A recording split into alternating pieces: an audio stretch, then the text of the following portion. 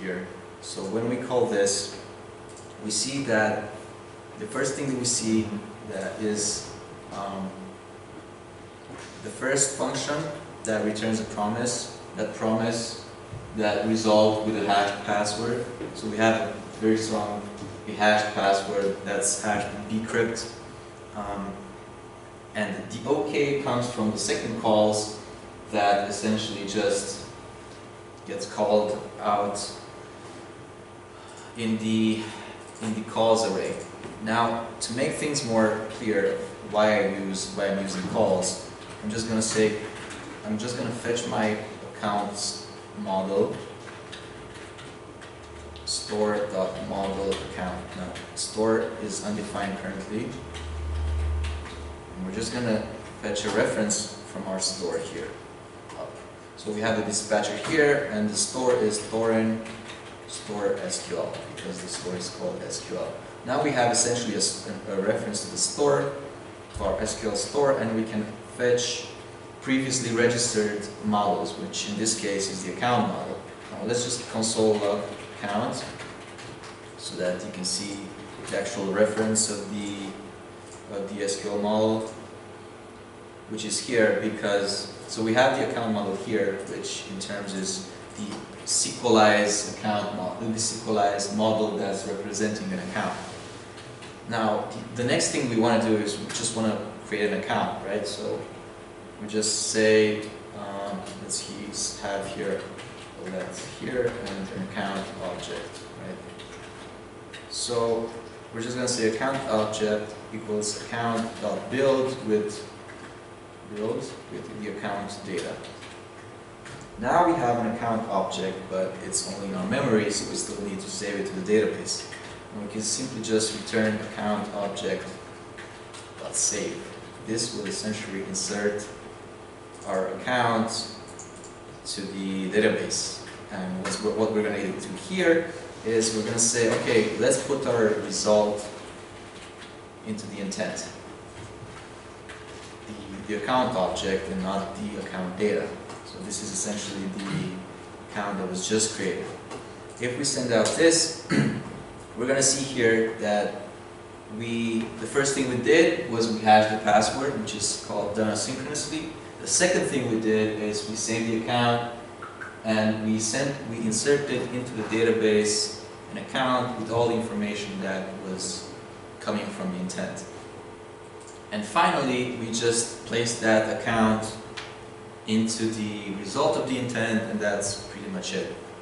Now, if you're going to see here that this is the actual JSON representation of the account, but you're not going to see the password because the plugin, the authentication plugin, the OTH password plugin, essentially hides out the password because it's a sensitive information and should never be exposed in the result of any kind of intent.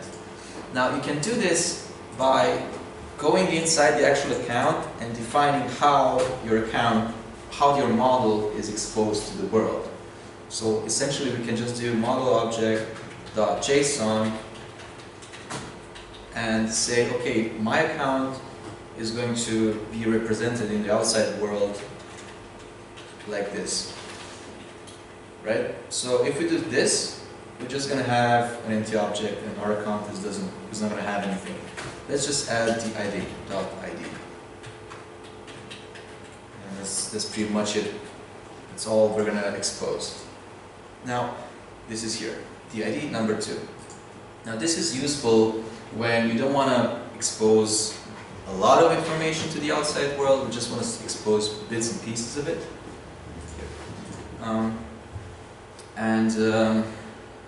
You can have this JSON function here that by default it will return the entire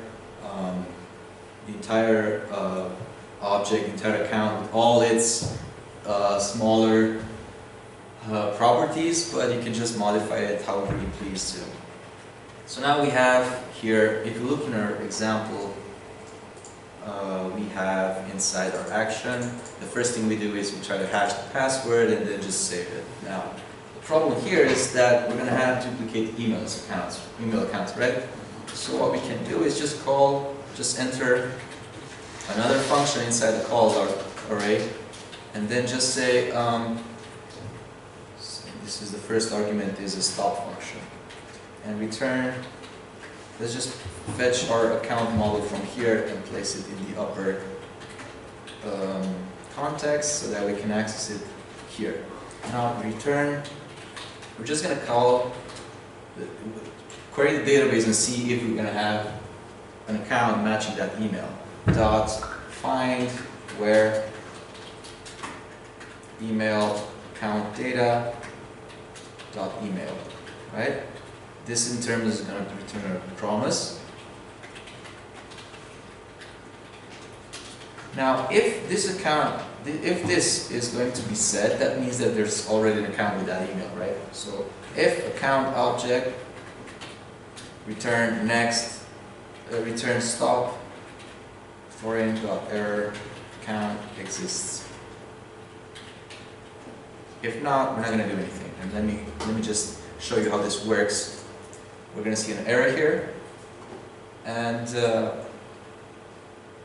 we're going to see that no account is going to be created. Now, if you look into these calls, the first thing we do, as I said, we hash the password. That's why it's taking. That's why it is taking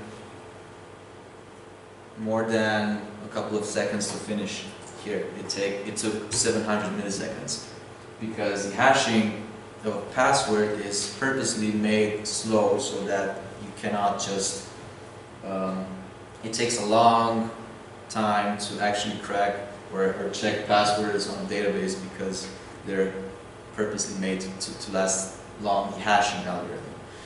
I'm not going to go into that, but essentially, if we look into the code, the first call is executed and everything's fine, the password is hashed. The next call is executed, and then we see here that we actually have an account with an email, and then we're just going to stop this calls array. So not the actual action, but just the calls, because the action is right here. So the action is from use up until this part here, and we are using Thorin.series to execute an array of promises, and then just handle that bit. So handle the result of the promise chaining here. So instead of using next of Thorin.error, you shouldn't do this because this will probably lead to memory leaks. You just use stop, which is the first function, the first argument that is sent out when you insert the function inside the calls array. So essentially it allows us to, if we have an account, just stop the account, otherwise just continue as normally, and once it reaches this part here, it sends out the result, and that's pretty much it. So if we just change to com2, the email is not available, case ccom, for example, we just registered an account, and we also have the ID. And if we're gonna, let's say that we're gonna go to our account model and just remove this JSON here, just comment it out, so that we're going to have a valid representation of the actual account, john1@do.com. It took us 700 milliseconds to create an account. This is its representation, and now we actually have an account. So this is the registration process. It took us a couple of, yes? So you could move the call with the email checking up, right? And check it before hashing the password. Yes. I can move that. I can move the email checking up before hashing the password, but the reason I didn't do that is because I don't want people to just essentially spam my server with fake email accounts so that it can check whether or not an email exists in my database. So imagine you have 1,000 emails, and I want to see whether or not you have an account with, let's say, a stripping website, right? It would be embarrassing, the least, if I would find out that you have an account there, right? So you can do this manually by just sending out one request, but you can actually create a database with users, a database with emails that have an account there. And you do that by sending out register requests to the server, and if the server returns you the actual account that exists, you know that the user has an account there. Now, if we move this up, let's say that we move it up, and let's restart the app and look at the response times. The response times are 20 milliseconds, right? So it took us 20 milliseconds to find out that the app has one email, right?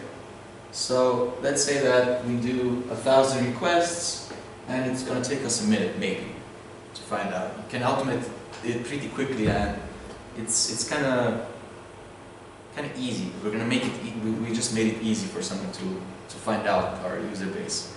So that's why I put the hashing password first and then the checking second, because it's going to take a lot longer to do the request. It's going to take 700 milliseconds, so it's like 20 times harder and more expensive for a user to check whether or not an account exists, right? Or 300 milliseconds. That's still 10 times harder. So we're not making it impossible for users to check this. We're just going to make it harder. That's the only thing we're going to do here. All right. So we just have the register action here. So you can see it here. It's simply just an action, a simple middleware that runs with calls. Now we're just going to have another action here, and then we're probably going to take a short break. Dispatcher.add action, let's say account.login, and then we look inside the password plugin, and we see here that it has an authorization. It registers an authorization endpoint called OTH #password.login. So this will check the actual identity field inside the input and the password, and just do all the things that you would normally do to check if a user has invalid credentials. So just go ahead and use authorize this. So say, okay, I want the account.login action to use the authorization middleware provided by the OTH plugin.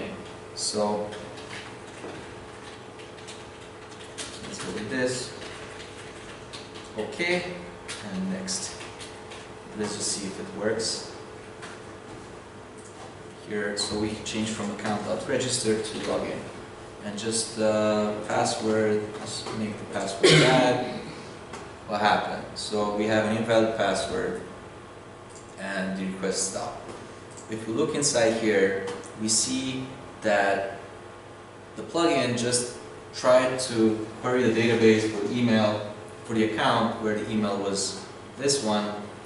It found the account, but the passwords didn't match. If we go and add the normal password, everything's fine, and our final use middleware is going to be executed. Now, if you look inside the actual authorization endpoint here, it uses the intent to pass the actual account object that it just queried. So it would be wasteful for us to re-query for the account, right? So the plugin does that for us. So we can just say const account object equals intent object dot data account, and just account object ID, and just call it like this.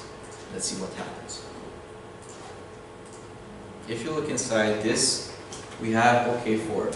So that means that we actually have a valid account object, SQLized account object that was provided by the plugin. This is it. This is with all its data values, all its model options and everything. This is a SQLized object, a SQLized instance, holding out our actual account.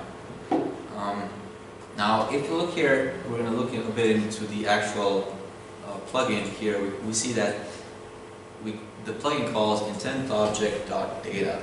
Now, the data function inside an intent is is quite important because this is how you pass data from one middleware to the other, to the next one.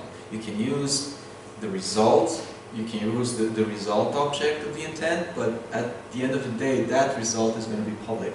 So it's going to be sent out back to the client. So you maybe don't want that. That way you can use the actual data function inside the middleware, inside the intent object, and say, okay, I'm going to attach this key, which is account, and give it this value, which is the account object, to the intent. So that later down the road, I have no idea who's going to use this intent, who's going to use this authorization, but later down, everybody can access that data inside the intent object, right? So it took us 7 lines to have our login mechanism in place, and 60 lines to have a register and a login. This is essentially how you can use an actual plugin. This is a practical plugin that we just used, that we just witnessed, and of course the plugin does a lot of things in the background when you use that authorization middleware, but I'm not going to talk into them right now. So now we have a register and a login, but we still don't have a session, so we don't know how to persist from one point to the other, right? Because we're creating a to-do app, we just want to register the user, create a session, and then just log him in, and that's pretty much everything, right? Now, for that, there's already a plugin called the session plugin. So the session plugin, which is right here, we're going to be using that. Thorin plugin session. I'm just going to install it and go ahead and in our example application in to.js, I'm just going to say add plugin require Thorin plugin session. Now that's going to, once we do this and just rerun the application, our application already has a session. The current session, if you look inside the if you synchronize and look inside your app, you see here that there's a session folder. Now the session folder, by default, the session plugin works with the file system. It just saves the sessions inside a JSON file, but you can actually use a Redis instance to save the sessions inside there. But we're gonna get there a bit later. So going back to our actions, we just added the plugin session, and let's see what happens when an account tries to log in, right? Now, the session plugin, what it does is it extends the capabilities of an intent, adding a property called session. So console log, this is my session, and just say intent object dot session, and see what happens. And just remove the account from here to stop diluting the console. Okay, so you already see here that this is my session, that's an empty Thorin session data, and let's go ahead and if not intent object dot session dot account, let's say intent object dot session dot account equals my account object dot to JSON, because we want to save the JSON representation of it and not the actual account object. Let's place this one here, and now we have a session. The first request that I made was an empty session because we didn't have any kind of session before. Now if I do it again, if you look inside the logs, we already have an account inside a session. So looking in here to the headers, the HTTP headers that Postman received, we're going to see one. Actually, you cannot see. I don't think you can. Okay, you can see here. This is the cookies, right? So the cookie that we're looking for is called TPS. This is the default cookie name I'm not sure if it's visible, but still, this is the default cookie name that we're going to use. This is the value of the cookie, and the default things is make HTTP cookie only and expires after the session is closed. Looking inside our sessions folder here, we're just going to see a hash.ses, and this is essentially our session. Now, because the session should be actually individual for each user, a lot of sites store their actual session data in plain text, so it doesn't matter what you place on that session, the session data is stored in plain text somewhere, right? So that is a critical vulnerability because everything you put inside that session can be accessed by a third party, right? This is bad. Now what we're doing here is we're generating a session ID of 64 characters for example. We use that ID, well, part of it, to encrypt the actual session data, which is in terms account.json right here, and then we hash that session ID. And the hash session ID is the actual key that we use here inside the sessions folder. So we have a hashed session ID here with an expiration date and data that is not available only if and when the user comes back online and provides the actual session ID in plain text.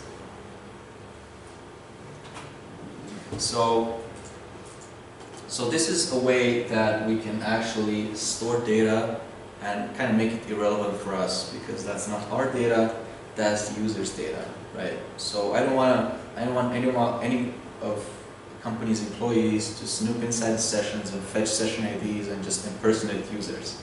That's liability. So this is built in the session plugin. You don't have to worry about any of this. Now, it took us a couple of minutes to implement a simple session. Let's go on and just extend just a bit our action here and just use here just a little bit of code. If intent object session count, let's just not log him in, return next or in the error log in. Already logged in. And then just next. And let's see what happens. We're trying to log in, but we already have a session.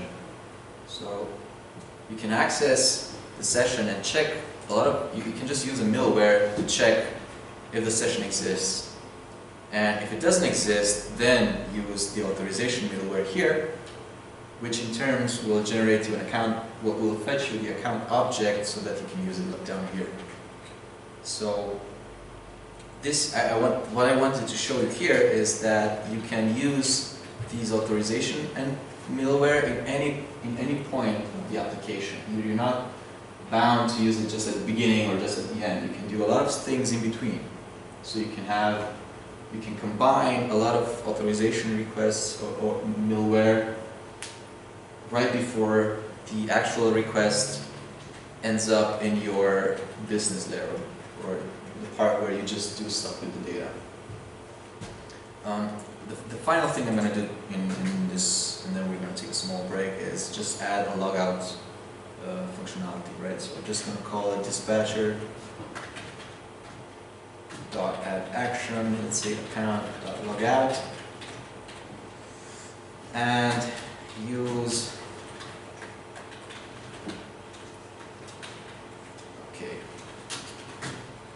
so the normal inline middleware if intent object session account. If you have an account, just list it in the session. Just call the destroy function here. Just next. This is the destroy function is the actual function that you can call. So now let's go here and have account.logout. See what happens. Just log out, and you're going to see that the cookie is actually removed from your header. It says set cookie on the previous day, so this resets. And if you try to log in again, it's not going to give you an error because you don't have any kind of session. So you can just log in again. If we try again, the session is already there and you cannot log in because we had that middleware that checks that. So just log out and we'll log out. The session is destroyed. The session is removed from here, it's cleaned up. Now because we're using the file system, the plugin just removed the session file from the sessions folder. If we were using Redis, it would just call a delete on that key and just remove the session. If we were using MySQL, just delete from and the normal parts. So we just created an account. We had some register and login functionality, log out. We have our model. We know how to use the middleware. We know how to use authorization endpoints, and we know how to use the input sanitization. Questions so far?